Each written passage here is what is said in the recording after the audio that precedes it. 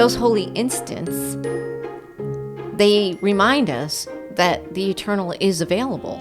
I mean, that's where the miracle is. The eternal is... When you're caught there. with a situation that won't go away, when you're stuck in a circumstance that just seems to haunt you and you can't get out of it, your faith and belief is in the idol. Right. That's it. That's true. That's where it is. So the upset and the lack of peace and the questions and the turmoil is a worship service to a false god. That's true. And you know that you're worshiping an idol. And now you're worthless for doing such a thing. Well, and depending on what kind of names you call yourself. Well, and the thing is, the sense of worthlessness. Those are just lilies and garlands that you lay on yourself in deference to this false god.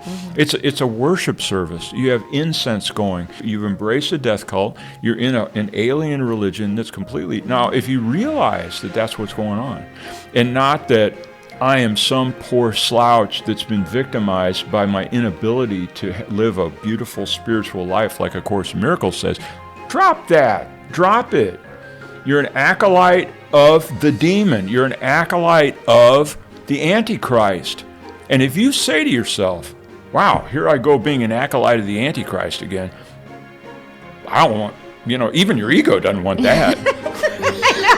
Like what?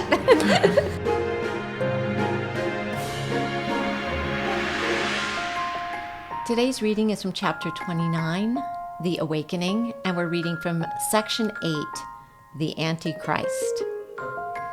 What is an idol? Do you think you know? For idols are unrecognized as such, and never seen for what they really are. That is the only power that they have.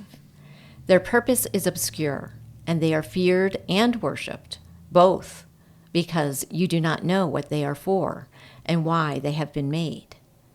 An idol is an image of your brother that you would value more than what he is. Idols are made that he may be replaced, no matter what their form. And it is this that never is perceived and recognized. Be it a body or a thing, a place, a situation, or a circumstance, an object owned or wanted, or a right demanded or achieved, it is the same. So we have idols everywhere. You can't avoid them. They're everywhere. We made them up everywhere. and everything is perceived in this world is actually an idol. There's so many things. Everything around us is a thing. And the body is a thing too, a place. We make idols of places where we live, where we want to live, where we want to vacation, where we want to go. Well, it's really a lot more insidious than this, because it says, it's very interesting, because the Course doesn't really do this that often. What is an idol? Do you think you know? Right. In other words, yes, absolutely. You think you know. You think you know when you have put something on a pedestal. You think you know when you have idolized something. You think you know. But they are unrecognized as such. Right, that's true. Okay, never seen for what they really are. And then it says that is the only power they have. In other words, the power of the idol is that you do not recognize it. That you do not recognize it, you do not see it, you're blind to it, and therein is its power over you. Right. So why that is because I've created, this whole word as an idol, is kind of misleading, because it makes you, we think about... little forms that you make. Right, the little graven images and stuff like that. Well, the thing is, it's an accurate description. We went through this in the last episode that we did. We kind of went through, I talked about Baal and what Baal was as an idol. And do you really get something from an idol? And just as a process of elimination, the idol, okay, you got to understand, this is very, very tricky. The idol does nothing. As it says in here, other places, it's lifeless, it's dead. Right. And yet, I require it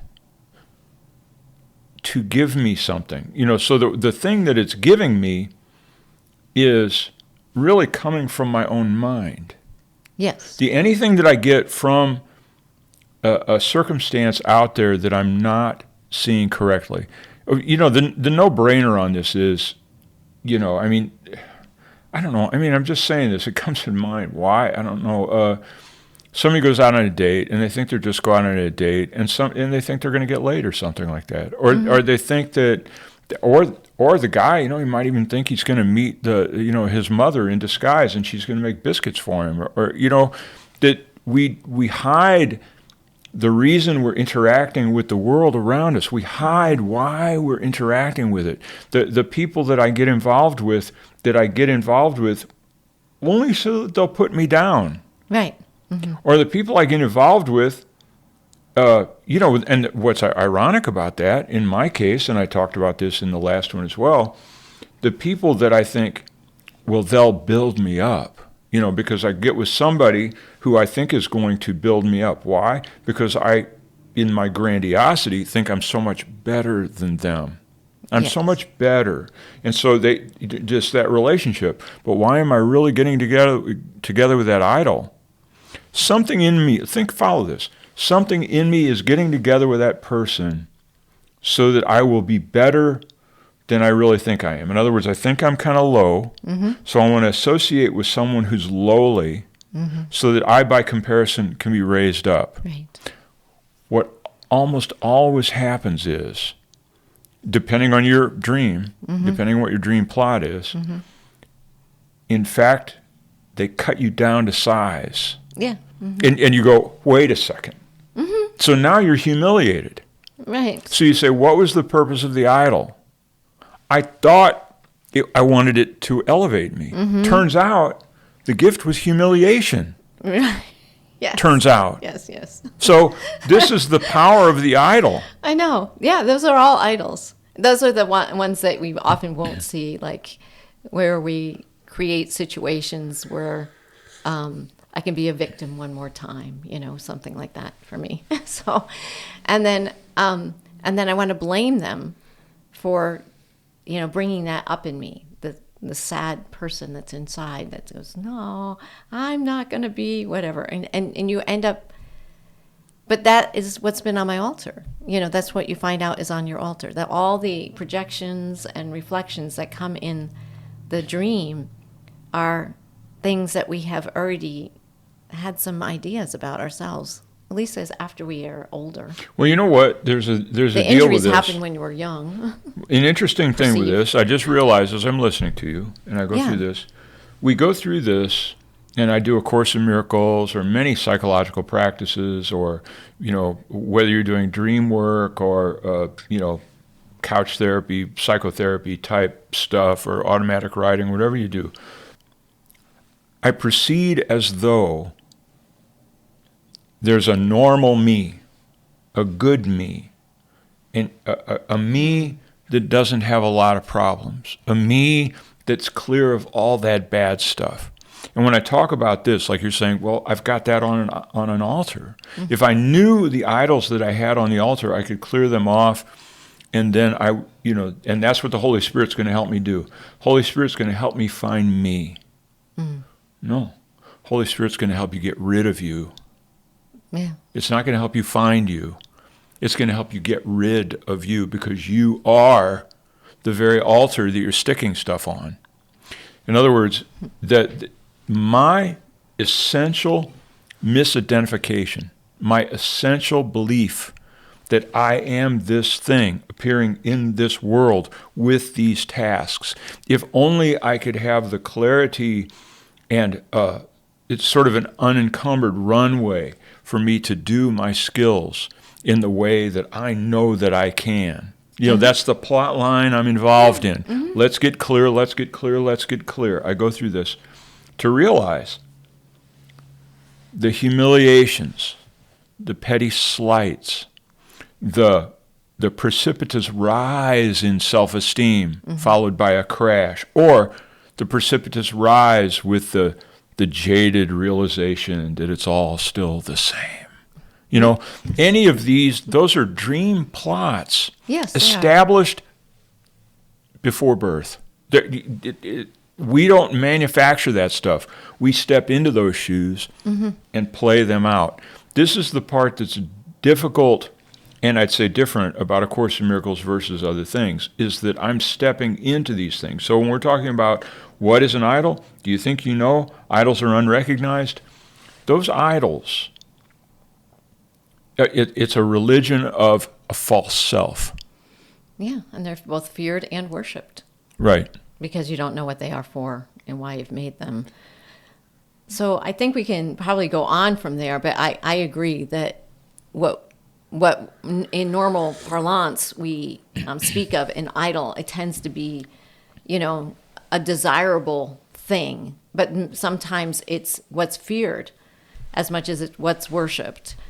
It has many subtleties to it. And since you don't know what they're about anyway. Basically, everything in my life is some form of an idol. Okay, paragraph 2. No, not so good. Let not their form deceive you.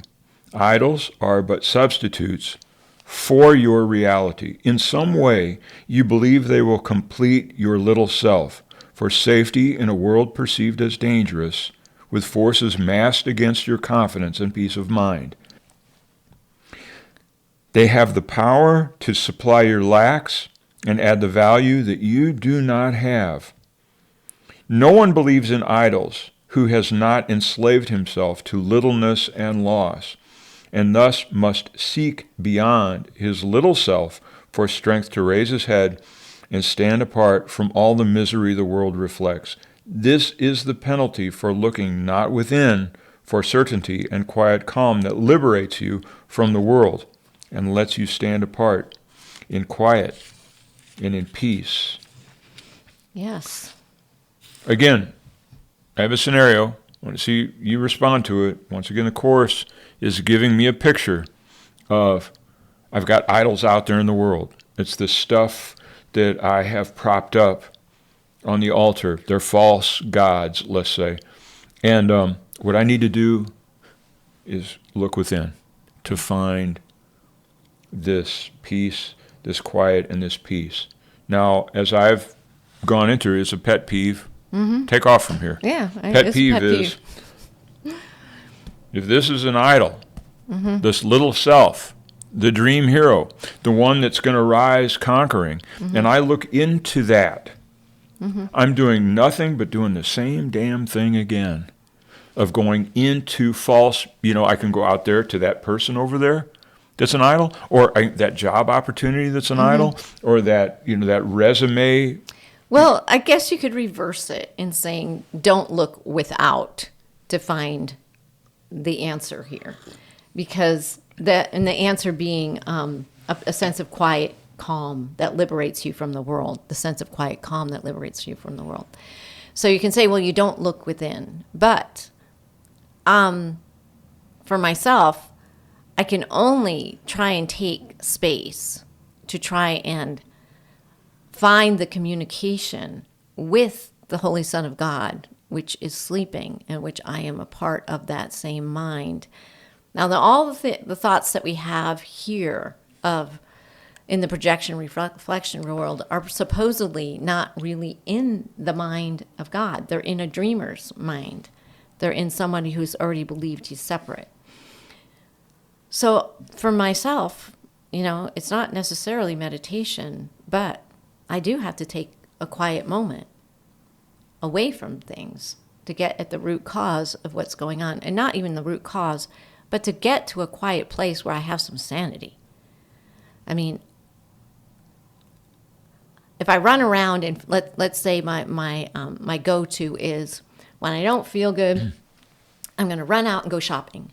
I'm just going to run out and go shopping because I don't want to think about what's going on inside of me. So now I'm looking without, and I want to be fulfilled with something that makes me feel good. A new dress, new shoes. Okay, let's do a better one. Let's do a better one for our audience. Okay. You feel bad, something's going on out there, something's not working, and you don't run out and go shopping. You run in and meditate.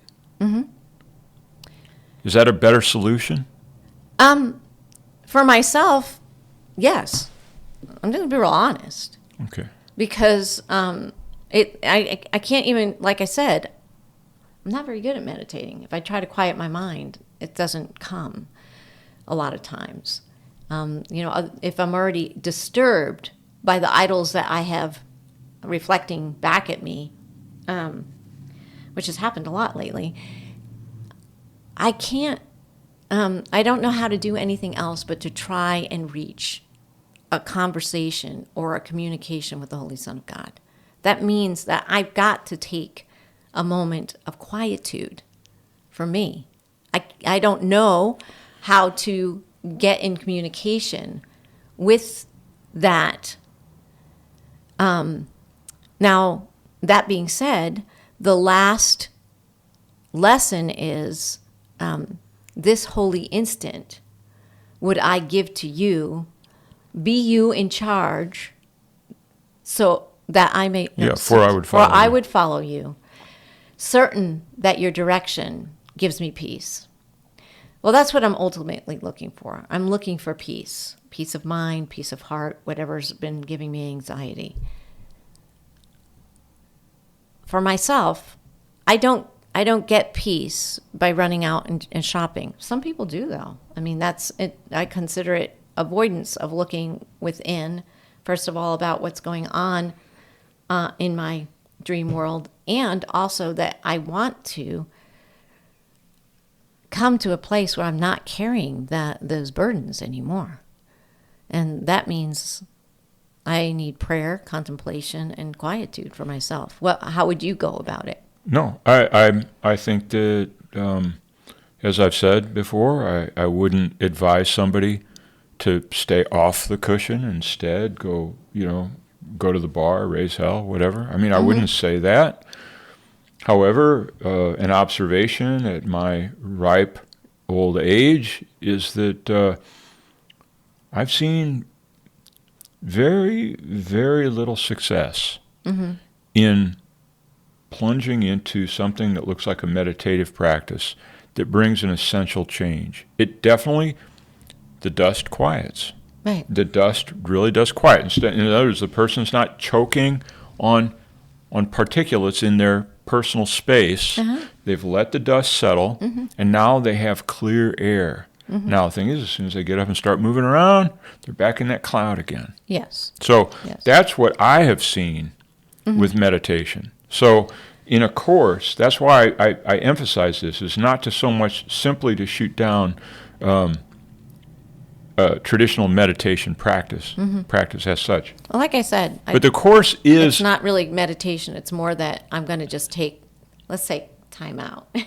Time out. I need to just take a time out so that I can just read. A lot of times, I mean, that's what I've been doing lately, is going in my own little private space and reading the course on my own, various places in it. So Joanna, that listen. I can get... I'm going to sort of cut it off. This whole thing is like, we've got to be honest with what really works. Now, meditation is often in that quiet place you're talking about, and listening to nice music, and I can put on incense, I put on some bhajans, and suddenly I'm holy again. I get into a holy space. Some people go out into nature. I'm holy again. I'm not discussing that as a problem. But what I am saying is, in A Course in Miracles, is trying to get me into a practice of a certain kind of self-inquiry, that it's calling within.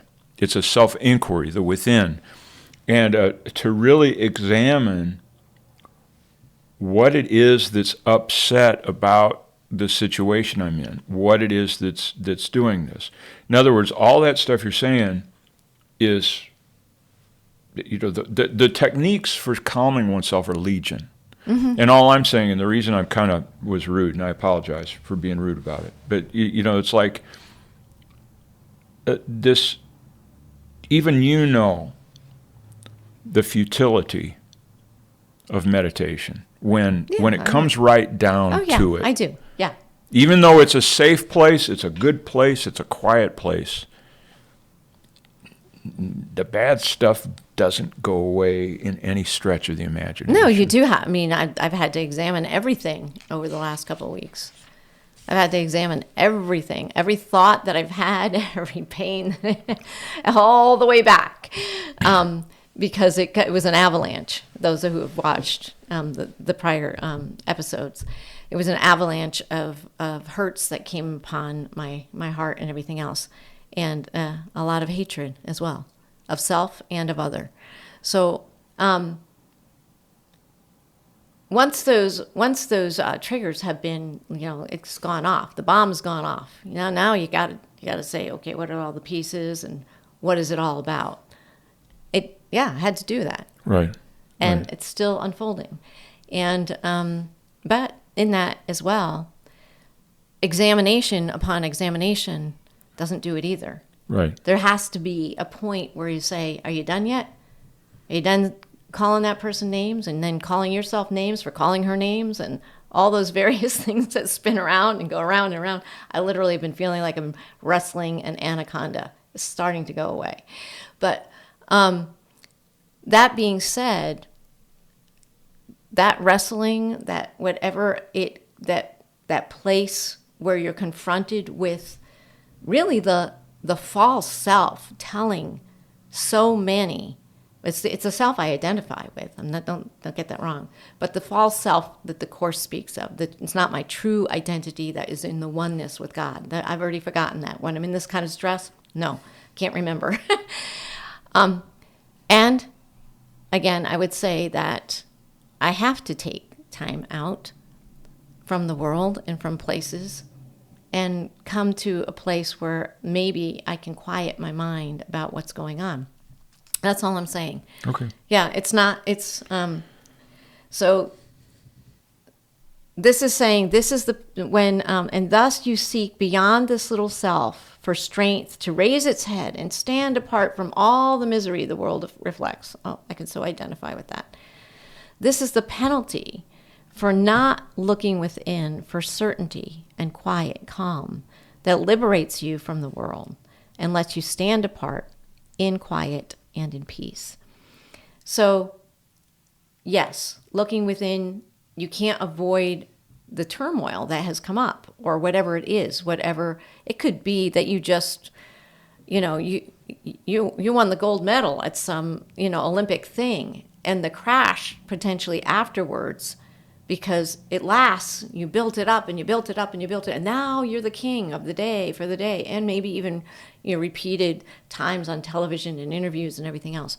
But at some point, even people who have had a grandiose expression that they feel that they're in a worshipped place, they end up, it doesn't last. It just doesn't last. And and they'll either have to do one more thing so that they can build that up again, have that same expression again. And so we're just left with those ups and downs based on our personal dreamscapes of what we've been dealing with. Right. That is the dream. Yeah, that is the dream. Okay, paragraph 3. An idol is a false impression or a false belief, some form of antichrist that constitutes a gap between the Christ and what you see. The idol is a wish made tangible and given form, and thus perceived as real and seen outside the mind. Yet, it is still a thought and cannot leave the mind that is its source, nor is its form apart from the idea it represents. All forms of Antichrist oppose the Christ and fall before his face like a dark veil that seems to shut you off from him, alone in darkness. Yet, the light is there. A cloud does not put out the sun. No more a veil can banish what it seems to separate, nor darken by one whit the light itself. So all of those idols are that's the veil itself. All of my idols that I have that play out in my life are the veil that keeps me from seeing the Christ. You see, there's an irony, paradox, and a kind of a beauty to the fact that I live in a world of false idols. I mean, 24/7, 360 degrees in every direction. False idols everywhere. It's called the physical world. Yes. That's what it is. Because it isn't, I call the computer a computer. I call the lamp a lamp. I call the couch a couch. Those are names, arbitrary names that have just been hurled at something that have other meanings, other histories, other backgrounds, other reasons for their existence. And when you start looking at the chaotic jumble of culture that we're in that world of chaos, every once in a while, something emerges that really grabs me by the throat and says, we've got a reckoning. We got a reckoning. Yeah. You had one. I've had them. Everybody's had them.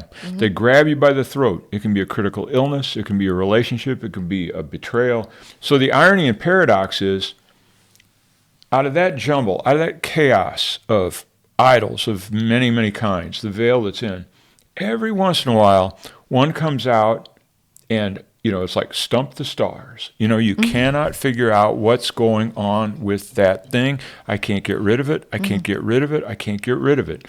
Now, what's going on with that is I'm like a dog, and I've got a rag in my teeth. You've seen this, right? And you're trying to play with it, and you want to go drop the damn rag. So, drop the ball so that we can play the game. And the dog won't drop the ball. You realize that you're dealing with a very, very precious idol. And with that, because you won't drop it, it won't be dropped. So you say, no, this is precious to me. And that's all you got to know is that I won't drop it. Therefore, it must be precious. Now, remember line 1? The power of them, and that is power. If you've got an idol that you can't let go of, their purpose is obscure, and it says that is the only power they have, is that you don't know why they're there. Right. You don't know what their function is. That's the power. And so when I am gripped by something, any game I play with myself to say, I can follow breadcrumbs to understand what this is about, or all will be clear if I get on the cushion and really clear this thing out, I'm lying to myself. Because what has happened is I have found something precious. I have found something precious that I won't let go of. Now we have to know what it is that's so damn precious and what it means for something to be precious. As we're getting closer and closer to the end here, because we're at the very end of the book. Right. And so conversations like this, if you think, as I said in line 1, do you think you know what the book is saying? No, you don't. You don't know what the book is saying. Right. So I just want to point that out as a red flag, and I can't sit here and as I was also wrestling with the ideas of forgiveness, I had to review a lot of the language around forgiveness, and I realized I don't really understand forgiveness because if you think that you can forgive, the ego is the one who thinks they can forgive. That usually leaves me in the higher ground, and the other person is, I forgive you for all your faults, basically. You know what I do? That's not forgiveness. Forgiveness brings on peace that is in the mind of the one that is the truth of who I am. Okay, so now I'm trying to understand it. And well, the one piece of language that I did come across is that really you don't know what forgiveness is. It's in lesson 81. And in it, it said you have to accept that forgiveness is my function as the light of the world. That's what it is. Forgiveness is my function as the light of the world. It's a review lesson. And I was like, first of all, I don't recognize myself as the light of the world. Secondly, it's my function, but I don't really know what forgiveness is. And says the first thing you got to do is accept forgiveness as your function. Like as if, in other words, the Course many times gives us clues as to what our part is. And often it's very small. A little willingness, a little acceptance, a little bit of allowing, you do nothing. They seem, the egoic part of me wants to do something to fix whatever feels like it went wrong. It wants to go out and fix it. And or fix me, fix the other person, fix the situation. Let's take the broken plate and reglue it. Let's fix it up. It's not going to be the same. So it's not that. It's obliterating the false self that you are fully believe that you fully believe that you are. And Exactly. I don't mean some bad modifiers of who you think you are. Right. I'm saying the very fabric of this self that's sitting here, with its history, with its future, and its past, and its predisposition, and its predilections for this and that is obliterated in forgiveness. Why? Yeah. Because you accept the other as yourself. Yeah, you accept the other as yourself. And there's times you just don't want to. That's right. And that's what I got better things to do. That's the ball that we hold on to. No, I don't want to. Now, many of you who have followed this or whatever know that I had, quote, one of those light experiences of revelation. And one of the, as the light was fading, I was walking in the shadow of a mountain, actually, as the sun was going down. And I heard specifically, it says, you think that the light is going, it's gone. But it's not. It's just blocked by the appearance of a mountain, and you're standing in the shadow. The sun is still there. It didn't go away. So those messages are powerful to recognize that no matter what I am experiencing, the light is still here. And what I want to do is be able to have the allowing, or having acceptance, having the willingness, so that the veil can be lifted. Not by me. It's the only thing I have to do is be willing to want to see it another way. And, well, sometimes it takes a little while. Paragraph 4. Okay. This world of idols is a veil across the face of Christ, because its purpose is to separate your brother from yourself. A dark and fearful purpose, yet a thought without the power to change one blade of grass from something living to a sign of death. Its form is nowhere, for its source abides within your mind, where God abideth not. Where is this place where what is everywhere has been excluded and kept apart? What hand could be held up to block God's way? Whose voice could make demand he enter not?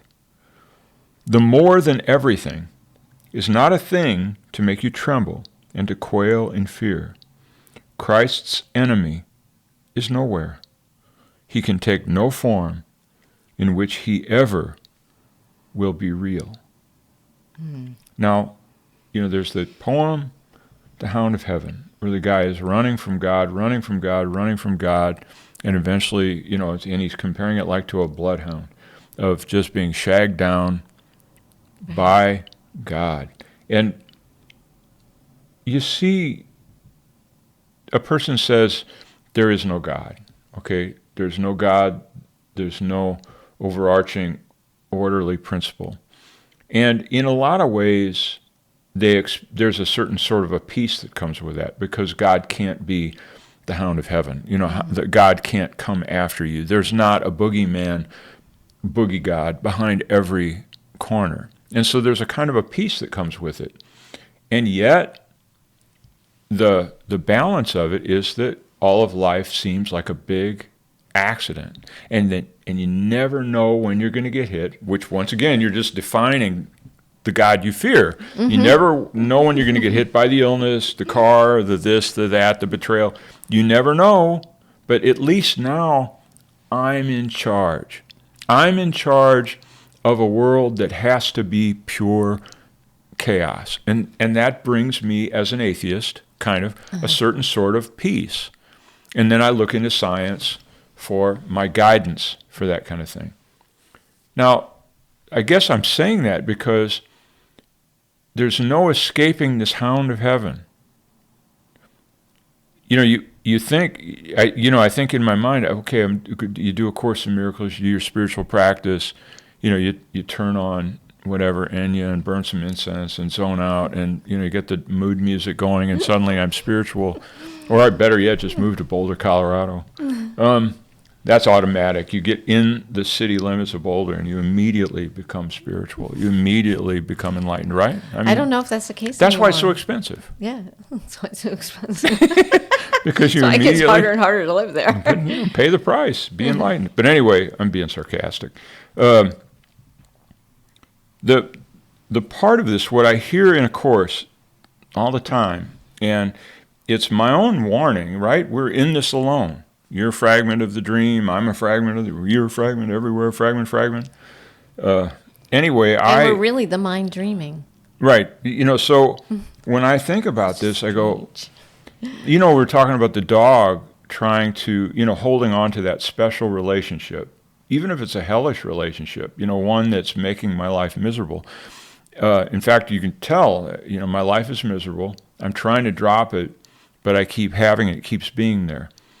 You cannot escape from this God. That's what it's saying.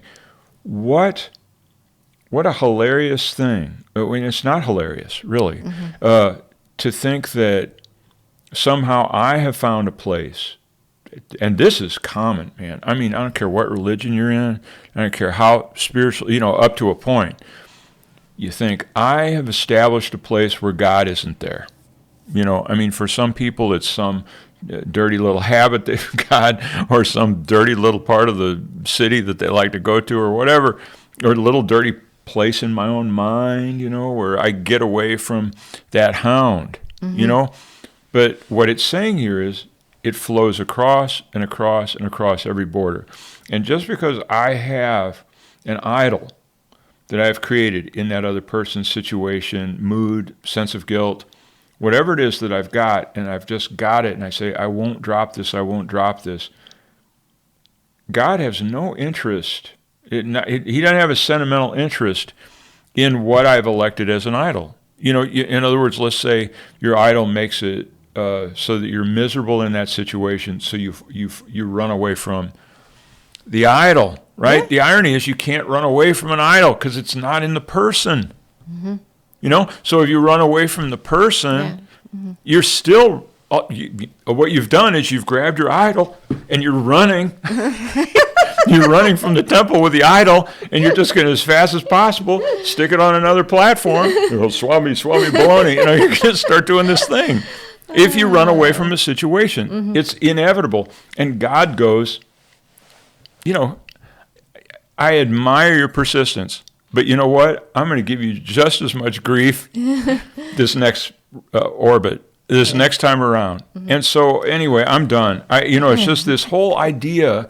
We do New this. New person, same feelings, all over again. Yeah. So yes. The point of this is you can't. It's crazy, isn't it? Even the idea, and this is the point of the Course in Miracles: sin and guilt. Oh, sin and guilt. Very valuable, because God can't go there. I figured out a place where I'm truly guilty. I've truly messed up. I've truly turned my back on the light. The light can't reach me in my sin and guilt. You say, wow, talk about real value. You've got the most powerful force in reality, and I figured out a way to get him out. I figured out a way to obliterate it. Paragraph 5. What is an idol? Nothing. No thing. It must be believed before it seems to come to life, and given power that it may be feared. Its life and power are its believer's gift, and this is what the miracle restores to what has life and power worthy of the gift of heaven and eternal peace. The miracle does not restore the truth. The light the veil between has not put out. It merely lifts the veil and lets the truth shine unencumbered, being what it is. It does not need belief to be itself, for it has been created, and so it is. Lift the veil. Lift the veil. Lift the veil. Everybody lift the veil. Okay, so the thing that it didn't say is, it doesn't need belief to be itself, for it has been created, so it is. Who does need belief? I need belief. Right, I need belief. I only have available to me faith and belief. That's my true power. I don't really have any other power. In a sense, I'm going to say this, I might be wrong. Willingness. Willingness is great, but I'm just saying, I don't have power to bring forgiveness. I don't have power to create a miracle.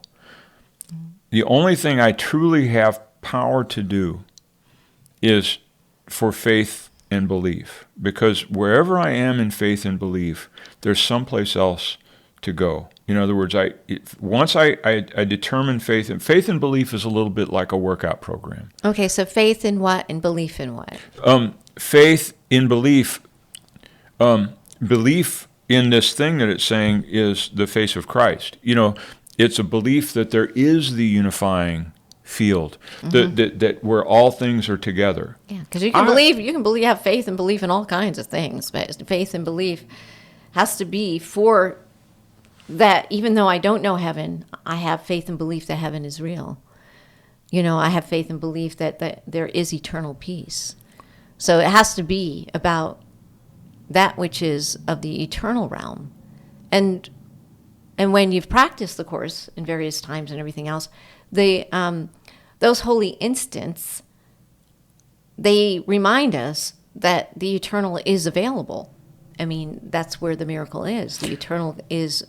When you're caught with a situation that won't go away, when you're stuck in a circumstance that just seems to haunt you and you can't get out of it, your faith and belief is in the idol. Right. That's it. That's true. That's where it is. So the upset and the lack of peace and the questions and the turmoil is a worship service to a false god. That's true. I agree. That's what it is. Now, what we notice is the irony is that I say, I don't want to do that. I want the true thing. I want the real thing. But then you look at yourself in practice, and you get that little, not 30,000, but let's say 30-foot view, and you look in on yourself like an aerial, like you're up in the corner of the room, and you say, you are worshiping a false god. You are worshiping an idol. And you know that you're worshiping an idol. And now you're worthless for doing such a thing. Well, and depending on what kind of names you call yourself. Well, and the thing is, the sense of worthlessness for not being able to get off of the rag, or whatever it is, that sense of worthlessness, those are just lilies and garlands that you lay on yourself in deference to this false god. It's a worship service. You have incense going, and the misery that you feel in all this, it's a death cult that you've embraced. You've embraced a death cult. You're in an alien religion that's completely. Now, if you realize that that's what's going on, and not that I am some poor slouch that's been victimized by my inability to live a beautiful spiritual life like A Course in Miracles says, drop that. Drop it. You're an acolyte of the demon. You're an acolyte of the Antichrist. And if you say to yourself, wow, here I go being an acolyte of the Antichrist again, I don't want, even your ego doesn't want that. Like what? So in other words, being honest with what's going on in a situation is critical. Man, let's call a spade, whatever it is. You're vain. You think that you're a world beater, and you're not. You're a loser. You think that you're this virtuous thing, that the only reason you can't walk on water is because other people would be jealous. You've got all this stuff going on about how good I am, or how influential I am, or how wonderful I am. Be honest. Be honest, because the Holy Spirit can't work until you say, we got demon worshiper at 12 o'clock. You gotta be honest that I want the false gods gone. I want them gone. But if I think that, hey, Holy Spirit, come over here and help me out with this thing. I've got these false gods. We're working on it. They're almost out of the picture. But I just need you to give me a little nudge. You're not going to nudge it anywhere until you say, Holy Spirit, we got a person here with false idols. The Antichrist is fully on display, and that's where I'm at. Mm-hmm. Yeah. And then no judgment. Right. That would be tragic, right? Yes. Let's say worshiping the Antichrist. Mm-hmm. So you don't want to slide into that hole, right, of worshiping the Antichrist. Mm-hmm. But if we're honest, and you say, that's what you're doing. This is a false god that I've got. This is an idol. This is the Antichrist. This is between me and Christ. And really, that's kind of the way I want it, even though I don't really understand my role in it. But it's there. If I can do that, there can be deliverance from it. There can be. You have to be honest about it at first. I agree with that. You have to be honest about where you're at and why you're holding on to it and everything else before you can let it go. Because otherwise you'll keep veils upon veils away from your self-honest, what's really going on, and continue to make the other idol wrong. And it could be a hurricane, okay, that blew over your house, or took off the roof, or whatever it was. Anything that disturbs our peace, and we want to blame it on something in our dream, that's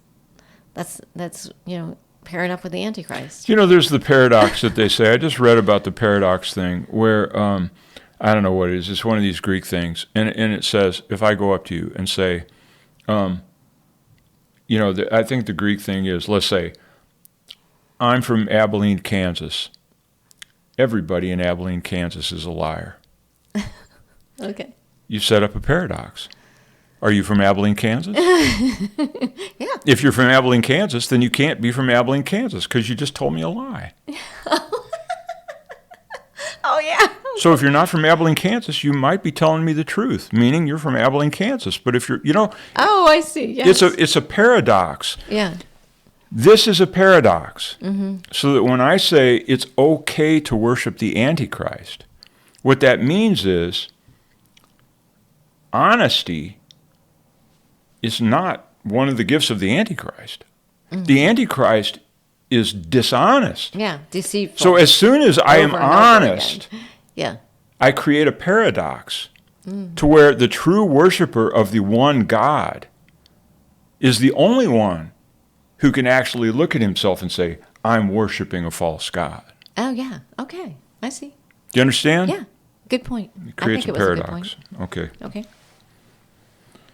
What are we, 6? Uh-huh. An idol is established by belief, and when it is withdrawn, the idol dies. This is the Antichrist, the strange idea there is a power past omnipotence, a place beyond the infinite, a time transcending the eternal. Here the world of idols has been set by the idea this power and place and time are given form and shape the world where the impossible has happened. Here the deathless come to die, the all-encompassing to suffer loss, the timeless to be made the slaves of time. Here does the changeless change, the peace of God, forever given to all living things, give way to chaos. And the Son of God, as perfect, sinless, and as loving as his Father, come to hate a little while, to suffer pain, and finally to die. So do you understand? They're saying that this world that we've created here, we believe that we have created the $1 million widget that can resist the all-powerful. Mm-hmm. God, the almighty, omnipotent mosquito that wants to suck our blood. We figured out a repellent for him, mm-hmm. and it's living in this world of chaos. Oh, you're going to bring me truth? Watch this. I'm going to show you chaos. So that we have this world here, a world of sin. Sin. Mm-hmm. And we're in this terrible, terrible, sinful place. Right. And all of that's a worship service to how we beat God at his own game. Or it can wallow in guilt. while we're here. Right. Wallow in it. Well, I mean, we talked about this. Okay, let's be honest. There's kids in containers. There's people that put bandages over their mouths and abuse them endlessly. There's Hiroshima, Nagasaki, and all the other terrible Holocaust-y kind of things that we talk about. This is not a picnic. This is not a great place. And even Kenneth Wapnick will say, this place is a hell that we've created. All right, good enough. Look at it, judge it. Mm-hmm. I've elected myself judge of the world. I judge the world a hellhole. Me and Donald Trump, we share the same throne. It's a shithole. Okay, there you go. What I'm saying is that judgment on the world is yet a game of the ego to say it found a place to hide from God. Mm-hmm. Because as soon as you look at it and realize this is a game I'm playing with God, the world becomes a fabulously beautiful place. You have to be willing to realize you're worshiping a false idol. The Holocaust is a false idol. Mm-hmm. The millions dead, a false idol. The suffering children, a false idol. Now, we've gone through this. Does it mean it's not happening? We've got to dial in the levels. At the level of this world of effects, that it's talking about in this paragraph, mm-hmm. this world of effects, of course it's going on. Mm-hmm. Of course it's terrible. Of course you want to stop it. Of course you want to get some politician to come in and clean it up, or some police force, or some aerosol can or something to get rid of whatever these problems are. There's no doubt about that. You want to get rid of it. Now, is it really there? And do I contribute? Do I contribute to it, or do I help to heal it by calling it a hellhole? Mm-hmm. By looking at it and calling it a hellhole, I'm going, okay, good enough. Let's just be done with it, all right? World's a hellhole. Okay, let's be done with it. Now, let's talk about me and the special self in the world and what my role is. I'm only here to save it, not send it to hell. That's right. I'm only here to save it. And how do you save it? You bloody well find this a beautiful place. That's your assignment, my friend. Mm-hmm. Mission impossible. You go down into that so-called hellhole and you identify and you let go of every precious idol that you've got, all the little balls that you won't let go of. And those are all self-identities and ideas about the world that make me feel better about myself or worse about myself. All of them have to be put aside. All of them have to be completely dropped, because then I'm healing this hellhole. So to sit there and just say... You're healing the dream. The dream's a hellhole. This dream is a hellhole. And it says in a course, because of who you are, a healed dream is what it calls the real world. Yes. In other words, underneath this hellhole that we have is nothing but billions upon billions and trillions of opportunities to find love and shed illusions. Find love, shed illusions. Find love, shed illusions. Multiply it by trillions. If somebody said, I'm going to put you in a room where there's 1 trillion opportunities for love, you're going to go, wow, this sounds like a party. Yeah. Well, it turns out it's the earth. Yeah, yes, it is. You know what I'm saying? Yes, I do. Okay. Paragraph 7. Where is an idol? Nowhere. Can there be a gap in what is infinite, a place where time can interrupt eternity, a place of darkness set where all is light, a dismal alcove separated off from what is endless, has no place to be? An idol is beyond where God has set all things forever and has left no room for anything to be except his will. Nothing and nowhere must an idol be, while God is everything and everywhere. So an idol is nothing and nowhere. That means I am nothing and nowhere as the identified self as a body. I'm nothing and nowhere. Just got to rest in my nada-ness. I'm a nada. It's humility. It is humility. There's a humility is there, and humility, I think, is actually a good learning tool.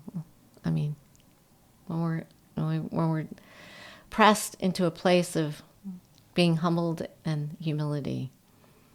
There's a great there are places that you go, okay. There's a prayer in Catholicism which I discovered, I don't know, a year or two ago. Haven't said it, but I'll tell you what, I should. It's called the Litany of Humility, and you should look it up. Look up the Litany of Humility. Is good. And it explores and dismantles every possibility for feeling good about yourself that you could possibly. It just, but the thing is, what it is, it is a checklist for the ways that I find some way to turn my petty ideas or my misery or someone else's into an opportunity to feel better about myself than somebody else. Right. That's what it's all about. And so it's not that you want to drub yourself. The point of any of this isn't to drub yourself lower and lower in the dirt. It's like, it's just to understand. It's just to understand honesty, what's going on. When I feel bad about something, I'm in a worship service to a false idol, period. Yes. Period. Or angry, or any upset at all. So it says that nothing and nowhere is the idol. Now the irony, again, of A Course in Miracles is telling me this, and it just got through saying that idols are everywhere and I can't recognize them.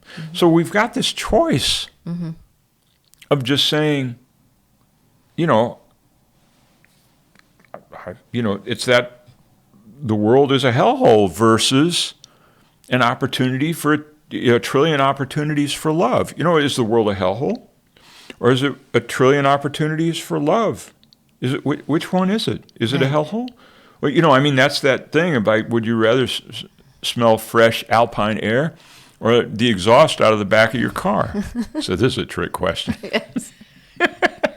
That is a trick question. It's a trick question. You know the answer. Yeah. I don't know. So, and we do that with God. Is the world an opportunity, trillion opportunities for love? Yes, absolutely. But that's a creative decision you have to make. I have to make that creative decision. And I have to wake up and realize, wow, I'm in a world of a trillion opportunities to express love and to be emptied of false, burdensome ideas that I have about myself and other people. That's what this place is. That's all it is. And if I somehow feel myself wanting to wrap my arm around that and say, well, not all the time, some of those people, just watch yourself do it. It's just self-honesty. Right. So, I don't know. I've been so redundant. Should I read paragraph 8? Yes, you should. What purpose has an idol then? What is it for? This is the only question that has many answers, each depending on the one of whom the question has been asked. The world believes in idols. No one comes unless he worshipped them and still attempts to seek for one that yet might offer him a gift reality does not contain. Each worshiper of idols harbors hope his special deities will give him more than other men possess. It must be more. It does not really matter more of what? More beauty, more intelligence, more wealth, or even more affliction and more pain.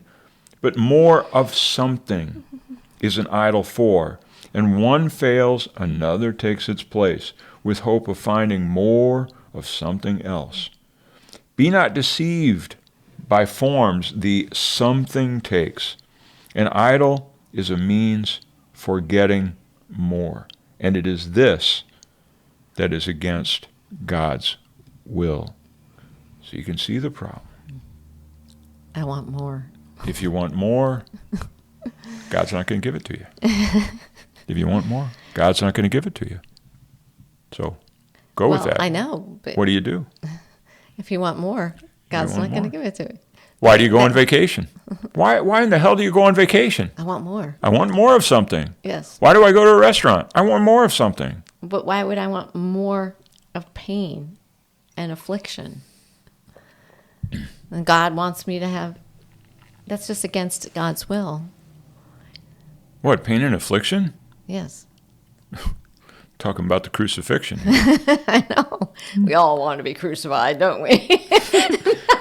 Jesus did God's will. I know. Crawl up there, my son. Take the heat. Okay. You can do it.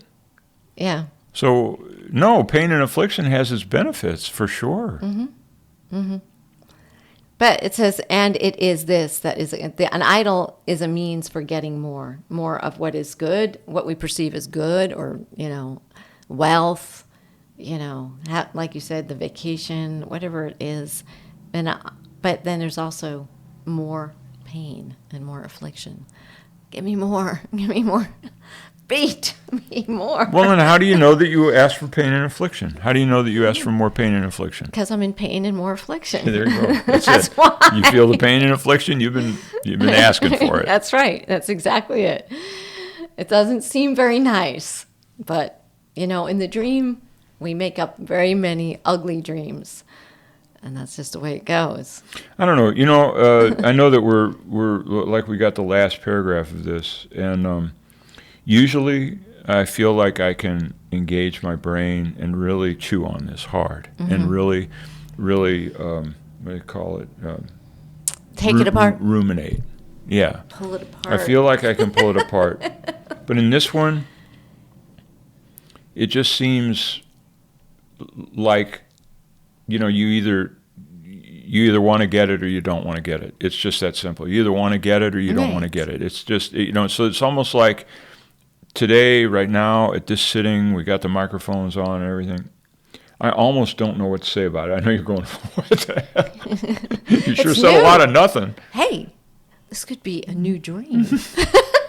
Yeah. Anyway. So, because, in other words, this whole question of idols, it's not whether you've got idols or not.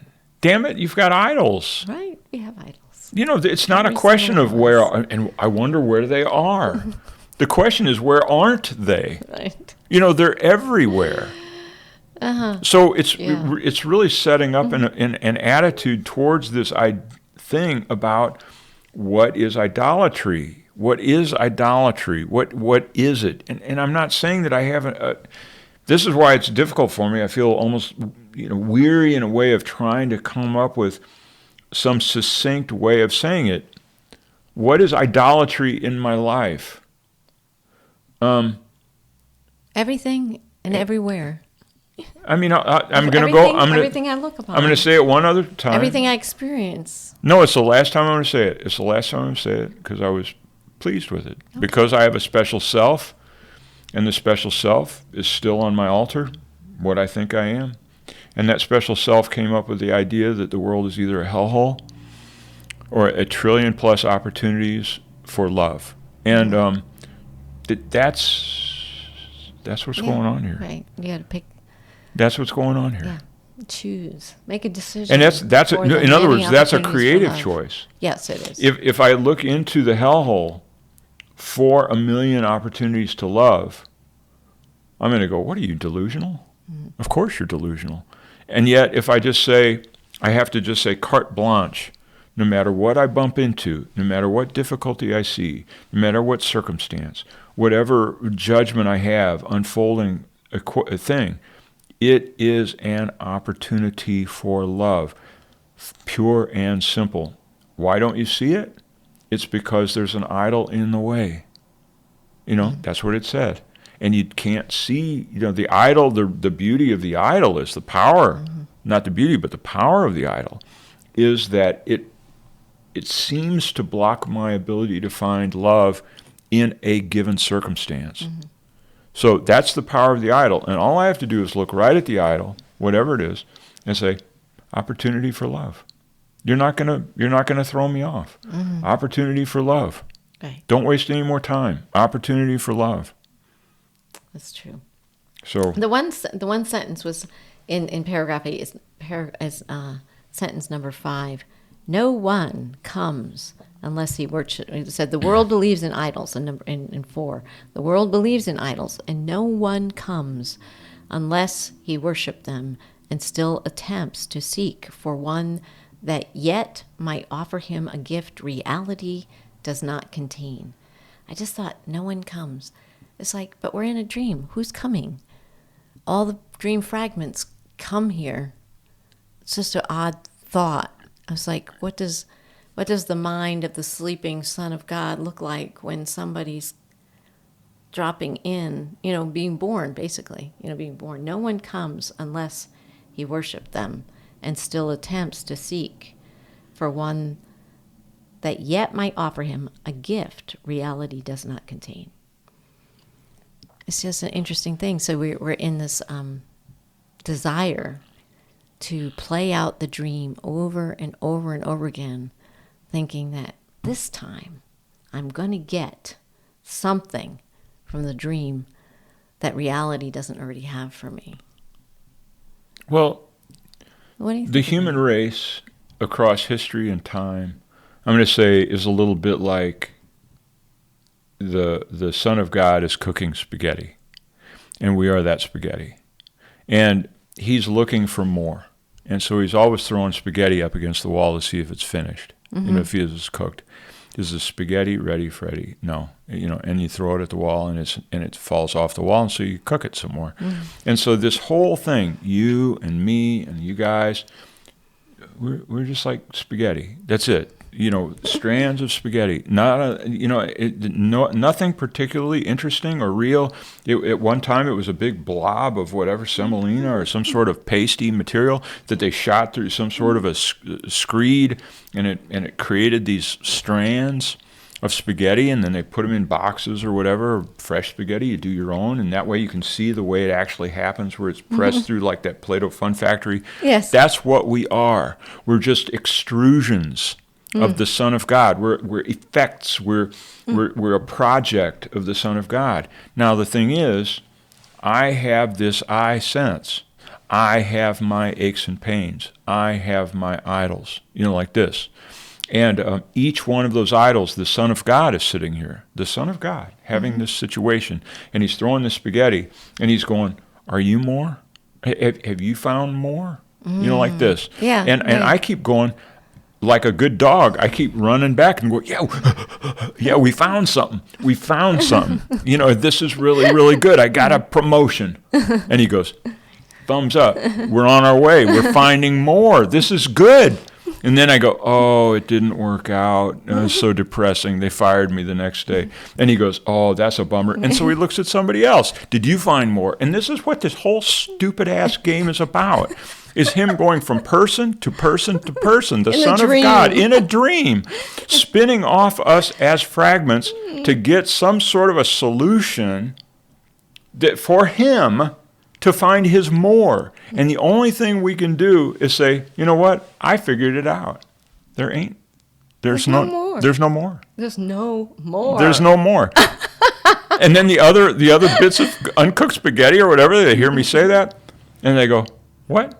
No more? That wasn't one of our options. That there's no more. That's why we're here. That's why our whole purpose is to find more. But by saying there's no more, by declaring this is a place of love, by declaring that, saying that there's no more, we're already there. Yeah.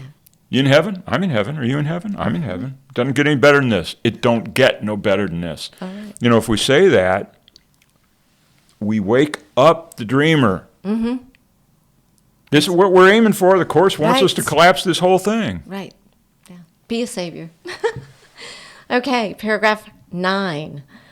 God has not many sons, but only one. Who can have more, and who can be given less? In heaven would the Son of God but laugh if idols could intrude upon his peace. It is for him the Holy Spirit speaks and tells you idols have no purpose here. For more than heaven can you never have. If heaven is within, why would you seek for idols that would make of heaven less, to give you more than God bestowed upon your brother and on you, as one with him? God gave you all there is, and to be sure you could not lose it, did he also give the same to every living thing as well. And thus is every living thing a part of you, as of himself. No idol can establish you as more than God, but you will never be content with being less. Don't want to be less. Can't be content with being less. Okay. Stop your littleness. What do you think? Give some closing note here. What was the name of this one? This was the Well, Antichrist. I thought that the sign, if heaven is within, why would you seek for idols that would make of heaven less, to give you more than God bestowed upon your brother and on you as one with him? So again, there's this talk about heaven is within, and it says, look within. And, in this world, in this perceived world, heaven is like up there or somewhere else, So as you said, if there is a where, what is within? It's a good question, because we all want heaven, and we want it. So, I say, well, I need to be quiet to find where that within is. And there is, the work of quieting the mind so that the now space, and maybe within is what we would call now, now. That's where heaven is. It's now. And so I've just been trying to contemplate, since you mentioned about the within, and it's asking us to look within. You don't have to look anywhere else. And then it says heaven is within. And then why would you seek for idols that all seem to be without anywhere? Okay, but let's say, I'm going to give you an example. It's run through my mind. I don't know if it's a good one or not. But let's say I've been eating, let's say, a bowl of vanilla ice cream every single night before I go to bed. Okay, let's say. And I'm having problems with that. It creates, let's say, tachycardia at night, or some indigestion or gastric problems or whatever. And I start to think that I shouldn't do it like that. Now, if it's a health issue, then you deprive yourself of the ice cream. You don't do the ice cream, right? Mm-hmm. You don't do that. In other words, I want to look outside of that cycle of a false idol. The ice cream is going to give me something that I lack in my life, okay? Mm-hmm. The ice cream is going to give me something, and that's why I'm going to the ice cream at 11 o'clock at night, is because I want something more. And the ice cream's going to do it, and by God, you know what? It does. Mm-hmm. It's just that I also get, acid reflux along with it, But I get the ice cream works. The ice, it does give me. So I decide, for the reason of health, now I want something more. Mm-hmm. I want more health. Mm-hmm. I want the healthy body. I don't want the acid reflux. I want to escape from that, because that's not good. Health will be something that's a better place to be. And so I get rid of the vanilla ice cream. Mm-hmm. And now I don't do vanilla ice cream. And now I go, great, no acid reflux or whatever it is, tachycardia.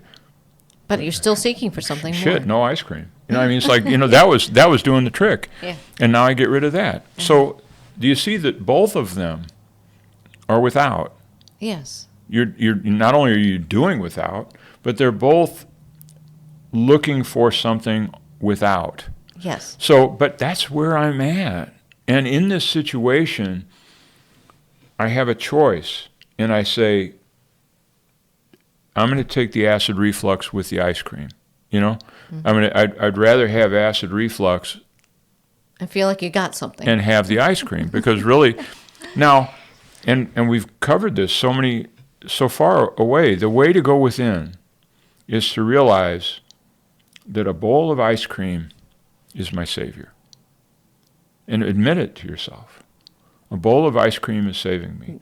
And when you sit down with that bowl of ice cream, you shed a tear of gratitude for the fact that I do have something outside of me that will answer my every whim. And it happens to be, whatever, cream and sugar and high fructose corn syrup and whatnot. And so I sit down with it and I just go, you're such an unlikely God. You're such an unlikely Savior. I'm staring at the ice cream doing this. But I eat the ice cream as my Savior. and realize the beauty of this place. I'm willing to pay the price, the acid reflux. But I guarantee you, if I do that worship service, something will change. Interesting. Something will change because I have addressed the ice cream as my Savior, as my idol, as my God, and I've thanked it for its service, And something will change because by me being honest about my relationship with that bit of the outside world, the dreamer will start to let go of the dream where I'm trapped between the ice cream and the health. I'm trapped on a cycle that has no solution. Yeah, all those wrestlings, they do feel like no solution is available. And then you say, so yeah, the opportunity to love. So you look at it and go, I love you. Take another scoop of ice cream. I'm just saying, to be honest.